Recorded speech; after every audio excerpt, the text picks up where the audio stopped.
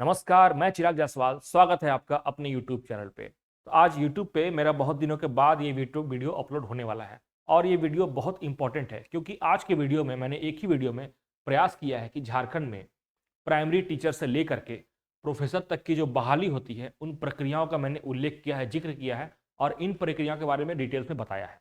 Primary teachers की बहाली हो या फिर प्रोफेसर्स की बहाली हो, इसकी बहाली भी होने वाली है जिसकी सूचना जारी की गई है आज ही। और प्राइमरी के बारे में रेगुलर अपडेट होते रहते हैं जिनको हम लोग सहायक आचार्य भी जानते हैं। पहले इसके टीचर्स को हम लोग प्राइमरी शिक्षक कहते थे, अब सहायक आचार्य पद को नाम किया गया है प्राइमरी को और मिडिल को, ठीक है ना। वो उसका उल्लेख मैं बताऊंगा आपको वीडियो में। इसके बाद हाई स्कूल टीचर्स की जो बहाली होने वाली है, प्रक्रिया स्टार्ट होने वाली है, उसके बारे में भी हम लोग जिक्र करेंगे और क्या संभावना है। आखिर मैथ फिजिक्स के विद्यार्थियों की लग गई लॉटरी, मैंने इस शब्द का इस्तेमाल किया है, लॉटरी बहुत इंपॉर्टेंट वर्ड है, इसका उल्लेख मैंने क्यों किया है ये भी आपको वीडियो में मालूम चलेगा। इसके बाद +2 टीचर्स में जो प्रक्रिया चल रही है वो प्रक्रिया कब पूरा होगा, इसका रिजल्ट आखिर आ चुका है, बाकी रिजल्ट कब तक आने का संभावना है, इनके बारे में हम लोग कंप्लीट डिस्कस करेंगे, ठीक है। तो वीडियो थोड़ा लंबा जरूर बनने वाला है, मुझे पता है। आजकल 30 सेकेंड रील्स देखने वालों के सामने मैं वीडियो अपना रिप्रेजेंट करने जा रहा हूँ। मुझे पता है कि आप सब में पैसेंस नहीं होगा इस वीडियो को देखने का, लेकिन ये आपको यकीन बिल्कुल दिलाना चाहूंगा, जो भी इस वीडियो को पूरा देखेंगे उन्हें झारखंड में जो प्रक्रियाएं चलती है टीचर से संबंधित, उनका सारा जो डाउट है, उम्मीद है ऑलमोस्ट डाउट उनका क्लियर हो जाएगा। और जो भी डाउट थोड़ा बहुत रह जाएगा आप मुझसे कमेंट सेक्शन में पूछ सकते हैं, मैं प्रयास करूंगा समय निकाल करके आपके कमेंट्स का रिप्लाई करूं। तो स्टार्ट करते हैं हम लोग प्राइमरी से, ठीक है ना। आखिर क्या हो रहा है, आप लोग ये नोटिस देख रहे होंगे, ये नोटिस झारखंड कर्मचारी चयन आयोग, जिसको हम लोग JSSC के नाम से भी जानते हैं शॉर्ट फॉर्म में, तो इसके द्वारा जारी किया गया है।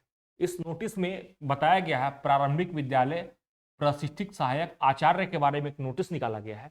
इस नोटिस जो भी इस प्रक्रिया के बारे जानते हैं, वो मेरे वीडियोस देखे हैं जिन्होंने, वो समझते होंगे कि मैं क्या बताने जा रहा हूँ, और जो नहीं देखे हैं वो थोड़ा समझ लीजिएगा मैं जो बोलने जा रहा हूँ। झारखंड में जो 1 to 5, 6 to 8, 9, 10, 11, 12 एंड हायर, ठीक है, झारखंड में टीचर्स की जो बहाली होती है इस फेज में होती है, ठीक है। इसको हम लोग बोलते हैं प्राइमरी स्कूल के टीचर, ठीक है। इसको हम लोग 6 to 8 मिडिल स्कूल बोलते हैं, ठीक है ना। ये 9 to 10 होगा जिसको हम लोग हाई स्कूल जानते हैं, ये +2 टीचर, और ये जिसको हम लोग प्रोफेसर कहते हैं, ठीक है। ये जानने वाली बात है। तो 5 चरण में टीचर की बहाली होती है, ठीक है। इनका सैलरी के बारे में बता दें, ये 1 to 5, 6 to 8, 9, 10, 11, 12, इसका जो बहाली प्रक्रिया पूरा करने का जिम्मा है वो है JSSC को। और हायर में इट मीन्स कि आप किसी कॉलेज में असिस्टेंट प्रोफेसर के पद पे, प्रोफेसर नहीं असिस्टेंट प्रोफेसर के पद पे आपकी नियुक्ति होती है, उसको बहाली करने का जिम्मा है JPSC को, ठीक है। सबके बारे थोड़ा सा शॉर्टकट जानते हैं कि क्या इसके लिए पात्रता होनी चाहिए। 1 to 5 और 6 to 8 कि यहाँ पे टीचर बनने के लिए, यहाँ पे सहायक आचार्य, पहले का पद का नाम कुछ और था, अब पद के नाम को बदल के कर दिया गया है सहायक आचार्य। ऐसा क्यों किया गया, सैलरी को घटाया गया। पहले सैलरी 1 to 5 और 6 to 8 के टीचर्स का अधिक हुआ करता था, ठीक है ना। फिनेंशियल चीज को देखते हुए इसकी सैलरी को घटा दिया गया। पहले ये आपको लेवल 6 और ये लेवल 7 का जॉब हुआ करता था, इसको घटा के कर दिया गया है लेवल 4 और ये हो गया है लेवल 5, ठीक है। 9, 10, लेवल 7 ये अभी भी वही है, ये लेवल 8 अभी भी वही है। इसके बारे में हम लोग चर्चा करेंगे डिटेल से किसी और वीडियो में, ठीक है। तो हम लोग देख रहे हैं कि इन 1 to 5, 6 to 8, 9, 10, 11, 12 इन शिक्षकों की बहाली होती है।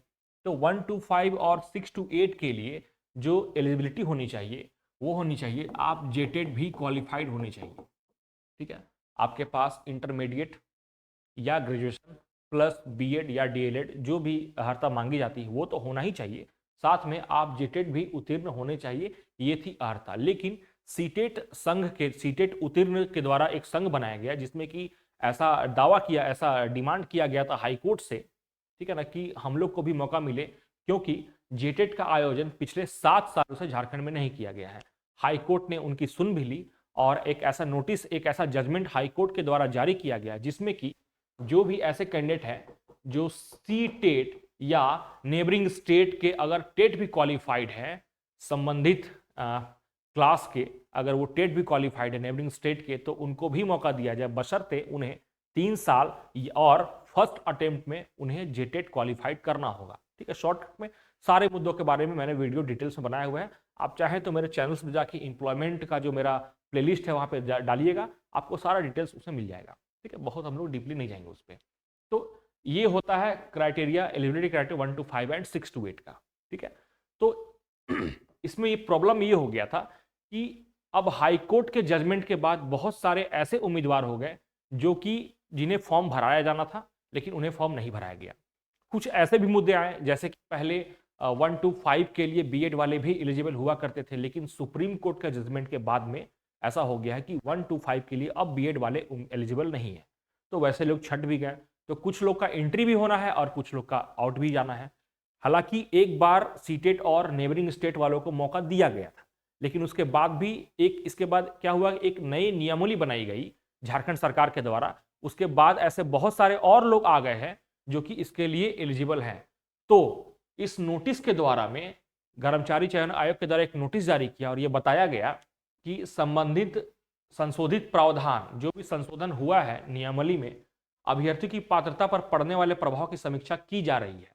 मतलब जो प्रभाव पड़ रहा है, प्रभाव पड़ने का मतलब यही है कि कौन बाहर जा रहे हैं, कौन अंदर आ रहे हैं, तो इनकी समीक्षा की जा रही है जेएसएससी के द्वारा।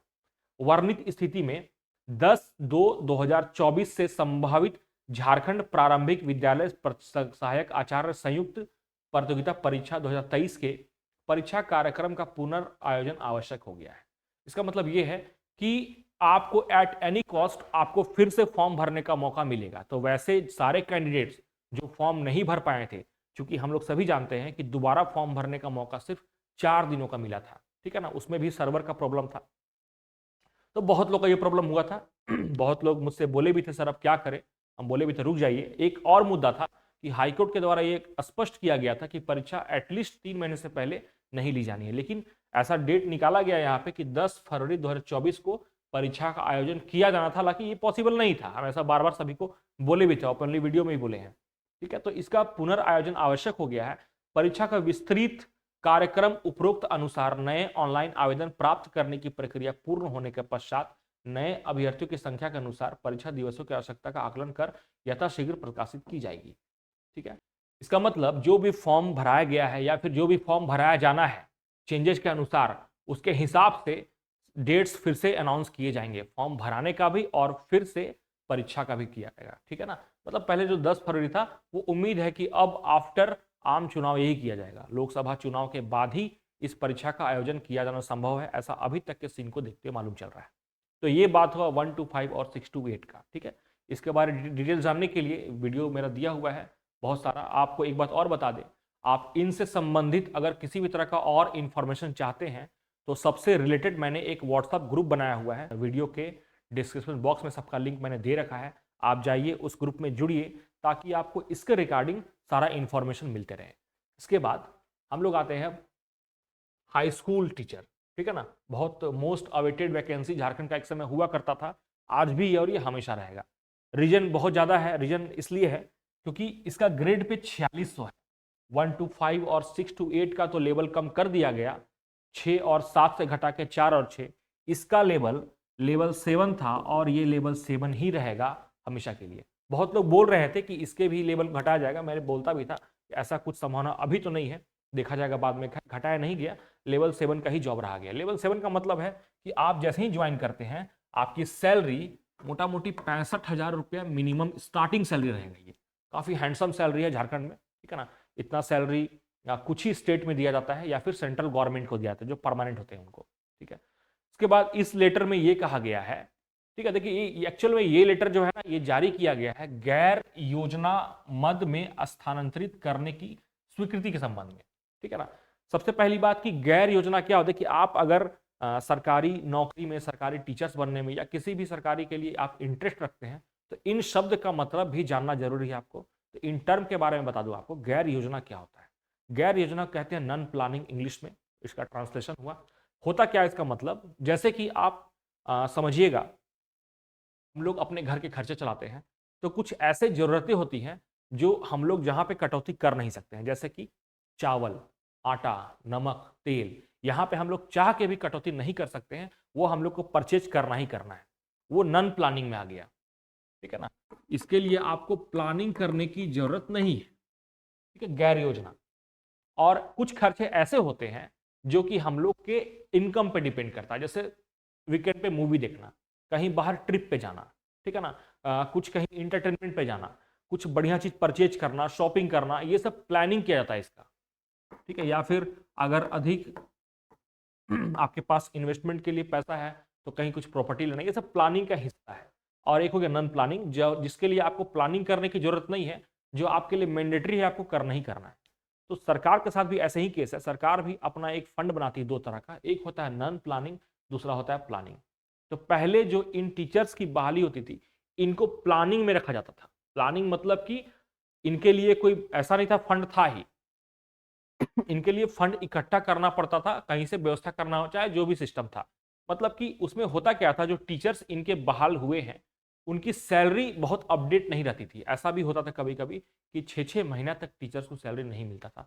ये आंकड़ा 1 साल 2 साल भी हुआ है, पहले हुआ करता था। खैर अब जब से इधर 10 साल 5 साल से इस तरह का समस्या नहीं आ रहा है, टीचर्स को सैलरी बहुत मुश्किल से 1 से 2 महीना ही लेट होता है, ठीक है ना। तो इसको कन्वर्ट कर दिया गया है प्लानिंग से लेकर के नॉन प्लानिंग में, इन सारे स्कूल का। अब इस लेटर का मतलब क्या है, राज्य के 1353 मध्य विद्यालय, 1353 मध्य विद्यालय को उत्क्रमित किया गया था। उत्क्रमण का मतलब होता है अपग्रेड करना। पहले ये मध्य विद्यालय थे, इनको हाई स्कूल में अपग्रेड किया गया था। याद कीजिए जो बहाली आया था 17,500 टीचर्स का लगभग 2016 में, जिसकी प्रक्रिया बहाली अभी तक चल रही है, उसी के बारे में डिस्कस है।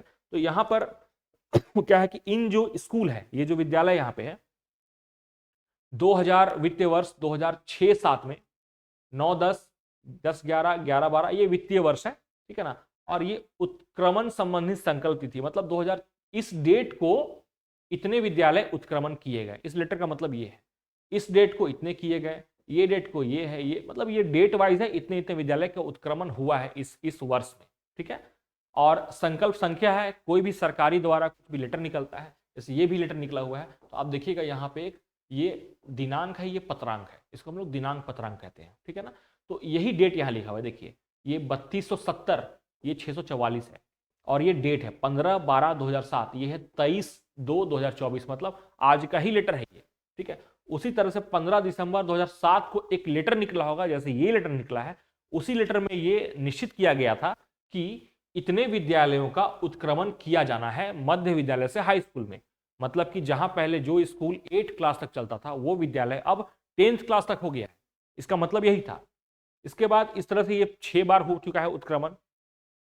तो 6 जो उत्क्रमण हुआ है, अब मुद्दा समझने वाली बात यह है, 6 बार जो विद्यालयों का उत्क्रमण हुआ है, वहां पर पद का सृजन, और यहां पे मैंने क्या स्टार्टिंग में कहा था कि गैर योजना मद में स्थानांतरित किया गया है। योजना मद में सृजित किए गए पदों को, पहले ये पद सृजित किए गए थे योजना मद में, इनको कर दिया गया गैर योजना में। तो देखते हैं कौन कौन सा पद है। पहला है प्रधानाध्यापक, विषय लागू नहीं, हम जानते हैं प्रधानाध्यापक का काम पढ़ाना नहीं है, उनका काम है मैनेजमेंट संभालना, तो इसलिए विषय में नॉट एप्लीकेबल लिखा हुआ है। सृजित पद की संख्या 1, मतलब एक उच्च विद्यालय में प्रधानाध्यापक के पद 1 लागू किया। हालांकि इनका बहाली अभी तक हुआ नहीं है झारखंड में, जहां भी हाई स्कूल चल रहा है अभी तक प्रभार के चल रहा है भरोसे। प्रभार का मतलब ये होता है, आप समझ जाइए, आप स्कूल में आने वाले हैं एज ए टीचर्स या एज ए जो भी पोस्ट में, आप समझिए कि होता क्या है। प्रभार का मतलब है अगर आप टीचर्स हैं, अगर आप सीनियर टीचर हैं, तो सीनियर टीचर को जनरली स्कूल का प्रभार दिया जाता है। प्रभार का मतलब आप रहेंगे टीचर, आपको अपने टीचर का दायित्व निभाना है, उसके साथ में ही आपको प्रधानाध्यापक का जो रोल होता है उसको भी पूरा करना है, ठीक है ना। तो इसका जो ग्रेड पे है वो 5400 है। 5400 मतलब जो बीडीओ सीओ डीएसपी की जो बहाली होती है वो इसी ग्रेड पे होती है, ठीक है। फिर सहायक शिक्षक पद का नाम है, हाई स्कूल टीचर को हम लोग सहायक शिक्षक यहाँ पे पद का नाम कहा गया है। भाषा, सृजित पदों की संख्या 1 है, ठीक है। हिंदी, अंग्रेजी, संस्कृत, ये ऐसे पद है जिनके एक टीचर की बहाली की जाएगी, ठीक है। देखिए सबसे यहाँ पे इंपॉर्टेंट चीज है, सहायक शिक्षक गणित एवं भौतिक शास्त्र, मैथ एवं फिजिक्स के जो सीट है एक विद्यालय में 4-4 रखे गए हैं, ठीक है ना।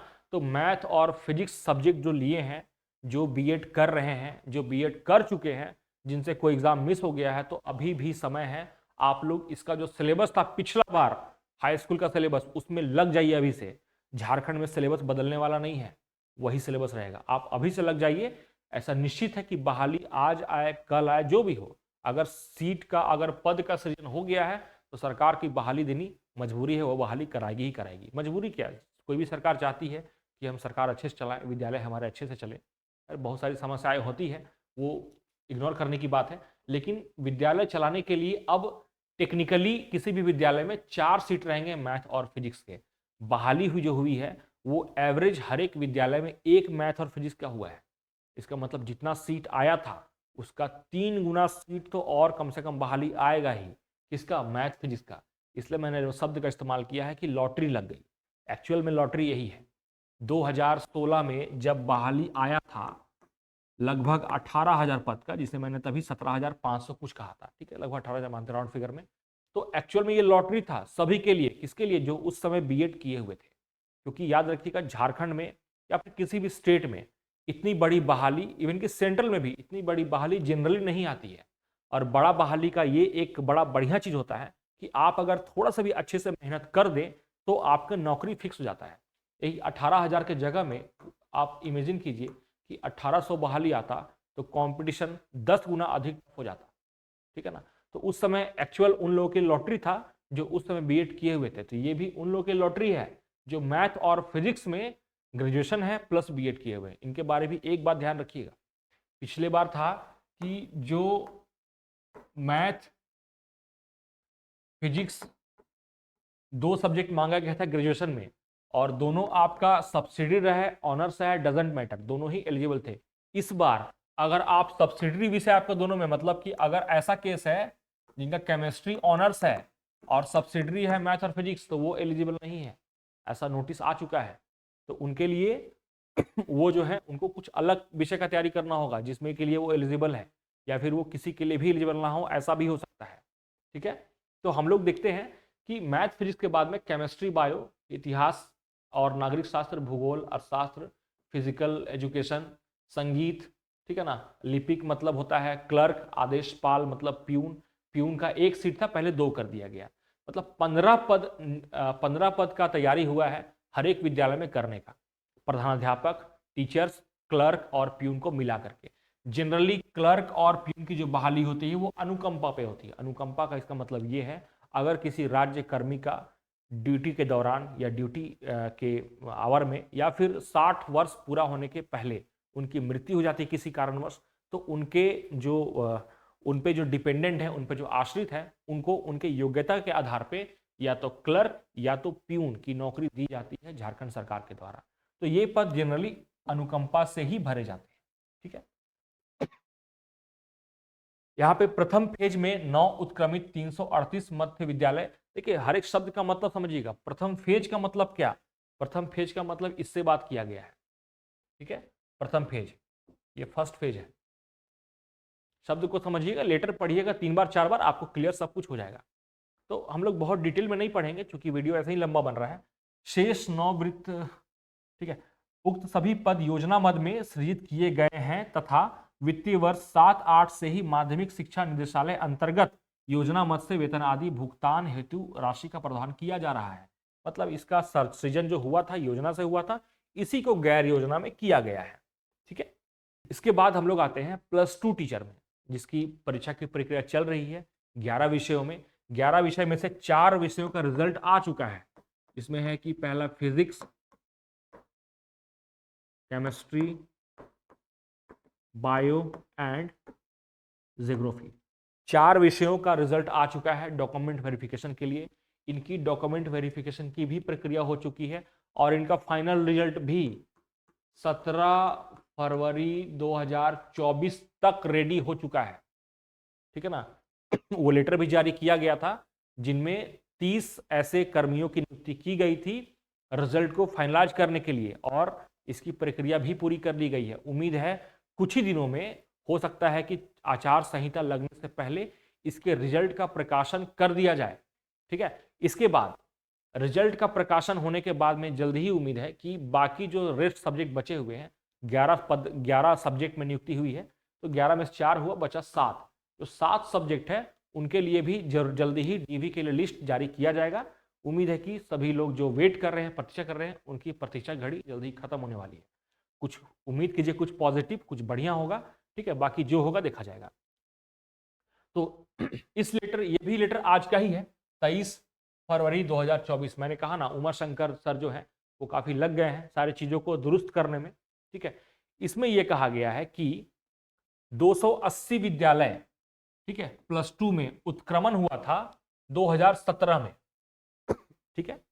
2017 में 280 विद्यालयों का उत्क्रमण हुआ था। उत्क्रमण का मतलब फिर से बता रहे हैं, पहले विद्यालय वो 10 क्लास तक थे, उनको अपग्रेड करके कर दिया गया 12 क्लास तक। ऐसे विद्यालयों की संख्या पूरे झारखंड में 280 है। सभी का लिस्ट भी मैंने अपने टेलीग्राम चैनल पर डाल रखा है, आप जाके देख सकते हैं वो कौन कौन से 280 विद्यालय हैं। उसके बाद इन 280 विद्यालयों के उत्क्रमण के बाद अभी 2 साल पहले 125 विद्यालयों का फिर से उत्क्रमण किया गया है। इसमें सीट का सृजन नहीं हुआ है, तो सीट का सृजन होने के बाद इसकी भी नियुक्ति प्रक्रिया शुरू की जाएगी। अभी तक जो नियुक्ति प्रक्रिया चल रही है ये यहीं तक चल रही है, 280 तक चल रही है, ठीक है।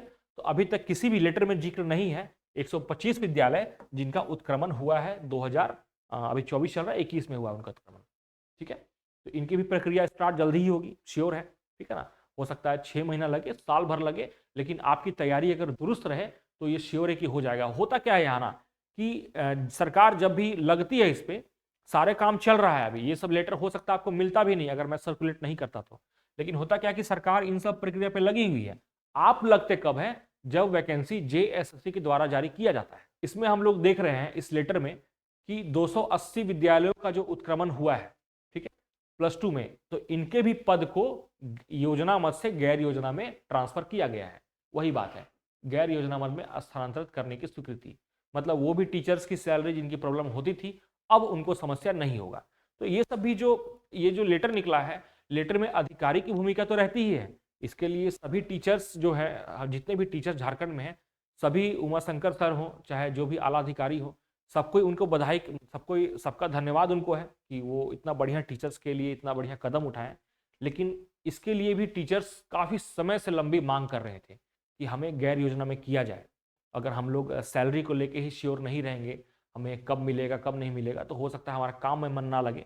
तो अब उम्मीद है कि सारा सब मेन जो समस्या था टीचर्स का वो दूर हो चुका है, ठीक है। इसके बाद ये उसी लेटर का हिस्सा है।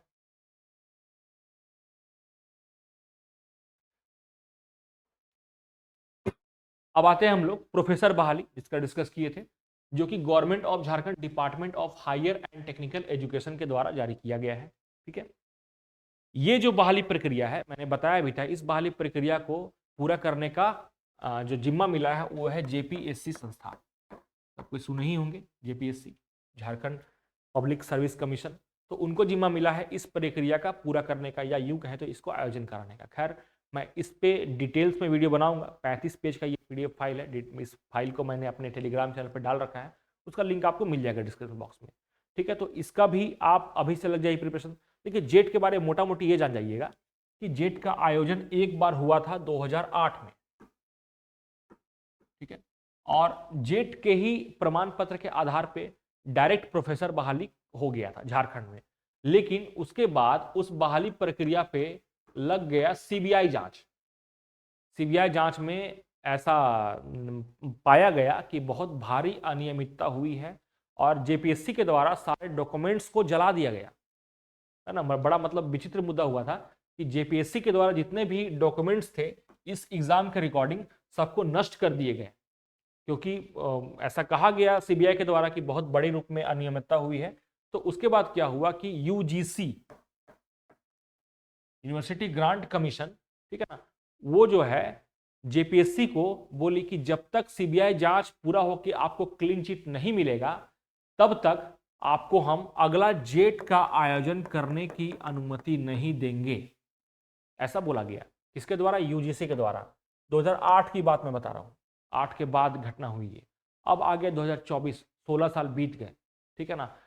UGC को मालूम चल गया कि ना तो CBI जांच के बाद इस पे कुछ होने वाला है और ना ही ये जेट का आयोजन कराएगी। इसलिए क्यों ना, क्योंकि चीज़ों को दुरुस्त भी करना है सभी चीज़ों को, तो झारखंड में जितने भी PhD कर रहे हैं यहाँ के यूनिवर्सिटी पे, ठीक है, तो उनके लिए अब जेट या नेट अनिवार्य हो जाएगा।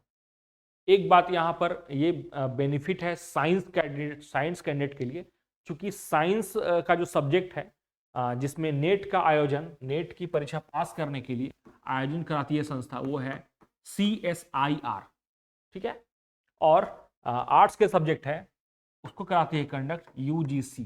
CSIR का जो परीक्षा होता है वो थोड़ा सा मुश्किल माना जाता है UGC के कंपैरिजन में, ऐसे बहुत सारे मुद्दे हैं इसलिए। लेकिन जेट का जो आयोजन हो रहा है वहां पर सभी के लिए ये समान है। तो ऐसे बहुत सारे स्टूडेंट्स हैं जो CSIR में पास नहीं कर पाते हैं नेट की परीक्षा, उनके लिए बहुत बेहतरीन मौका है साइंस के विद्यार्थियों के लिए कि आप यहाँ पर जेट का परीक्षा जो आयोजन हो रहा है उसको पास कीजिए, इसके बेस पे PhD कीजिए और झारखंड में या कहीं भी जा करके आप प्रोफेसर भी बन सकते हैं, ठीक है। तो इस पे सारे डिटेल्स दिए हुए हैं, बहुत लंबा चौड़ा है, ठीक है ना। ऐसा कहा गया है कि ये एक एलिजिबिलिटी टेस्ट है, ठीक है। इसका मतलब होता है कि सिर्फ आप प्रमाणित, जैसे होता है ना CTET JTET, वैसे ही ये जेट है ना, सेम। इसका वैलिडिटी क्या है, इसका वैलिडिटी है फॉरएवर, मतलब लाइफ टाइम, ठीक है ना। Qualifying certificate of assistant professor is forever the validity, ठीक है। फॉरएवर मतलब हमेशा के लिए, हमेशा के लिए इसका वैलिडिटी रहने वाला है। तो इसके बाद ही आप प्रोफेसर बहाली हो। खैर जो नेट पास है उनको ये करने की जरूरत नहीं है, चाहे वो आर्ट्स के हो साइंस के हो। जो जेट पास है, जो नेट पास नहीं है, उनको ये पास करना जरूरी हो जाएगा प्रोफेसर बहाली के लिए, ठीक है। इसके बारे में हम लोग और भी वीडियो बनाएंगे। पैटर्न ऑफ एग्जामिनेशन हो, कौन कौन सेक्शन से एग्जाम होने वाला है, एग्जाम CBT मोड में होगा, ठीक है ना, कंप्यूटर बेस्ड टेस्ट होगा, ये ऑफलाइन एग्जाम नहीं होगा। तो सारी चीज़ों पे डिटेल्स में दिया हुआ है, हम लोग बनाएंगे इस वीडियो। तो खैर हम लोग का प्राइमरी टू प्रोफेसर जितने भी बहाली होती है सबके बारे में मैंने प्रयास किया कि आपको अधिक से अधिक इन्फॉर्मेशन दे पाऊँ। हो सकता है वीडियो थोड़ा लंबा हो गया हो, मेरी इन्फॉर्मेशन कहीं मिस हो गई हो, तो आपके पास अगर कुछ डाउट होगा तो आप कमेंट सेक्शन में लिखिएगा। उम्मीद करूंगा, मैं कोशिश करूंगा समय निकाल करके आपके सवालों का जवाब दे पाऊँ। और अगर आपको कोई ऐसा टॉपिक है जहां पर आपको बहुत कन्फ्यूजन है तो आप मुझे कमेंट सेक्शन में लिखिए, मैं प्रयास करूंगा कि अगले वीडियो में मैं उसी को डालूं, ठीक है। आपका वीडियो में एंड तक रहने के लिए बहुत बहुत धन्यवाद। जय हिंद।